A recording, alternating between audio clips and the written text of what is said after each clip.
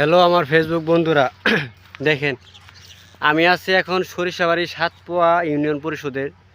এখানে আমরা একটা কাজে আসছিলাম, সেখানে আসে দেখি যে আমাদের যে অপটিক্যাল যে ফাইবারটা আছে সেটা নদীতে পড়ে কাটে গেছে।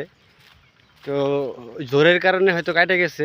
এই যে আমাদের যে চারটা দেখতে পারতেছেন সেটা, আমার পিছনে যে নদীটা দেখতে পারতেছেন এটা কিন্তু অনেক বড়ই, কিন্তু এখানে পানিও আছে অনেকখানি। তো আমাদের এই নদীর পরে কাজ করতে হইতেছে দেখেন।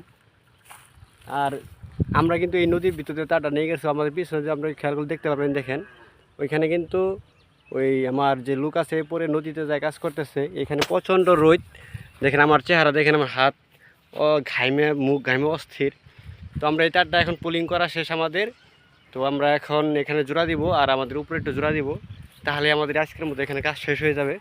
তো এই রোদের ভিতরে যে কাজ করতেছি এখানে কিন্তু অনেক কষ্ট হইতেছে আমাদের, কারণ এই বিগত কয়েকদিন যাবত আজকে প্রচণ্ড রোদ, এখানে কাজ করা যায় না। তো দেখতে পাচ্ছেন এখানে পানি কিন্তু অনেকখানি পানি আছে, এখানে প্রায় 1 হাঁটুর উপরে পানি, অনেক কালো পানি।